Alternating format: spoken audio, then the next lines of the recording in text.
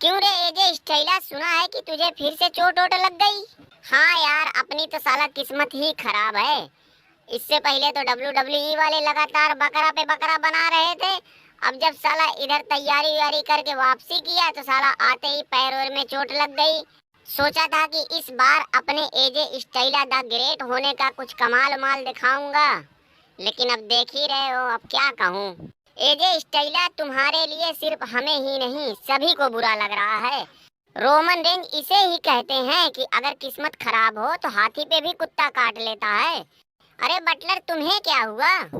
Roman Reigns, मैं अब तुमसे क्या कहूँ, हमारी जो तकलीफ है वो सिर्फ मैं ही समझ सकता हूँ, और ना ही मुझे अपने बारे में किसी से कुछ कहना सुनना है, क्योंकि जो कुछ भी है वो सबकी नजरों के सामने है कि हमारे साथ WWE वाले कैसा सलूक कर रहे हैं।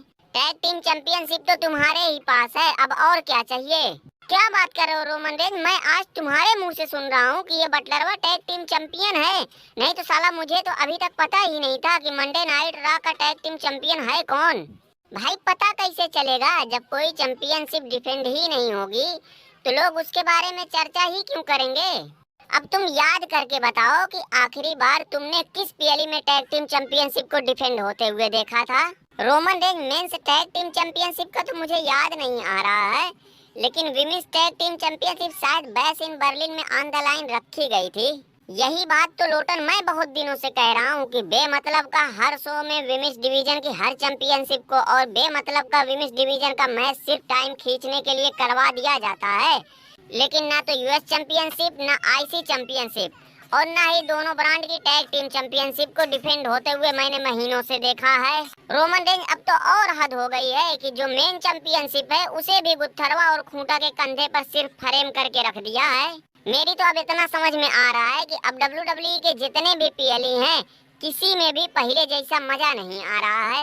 आजकल तुम एक चीज नोटिस किए होगे कि सिर्फ एक या दो मैच के भरोसे WWE पूरा पीएलई पूरा शो करवा दे रही है।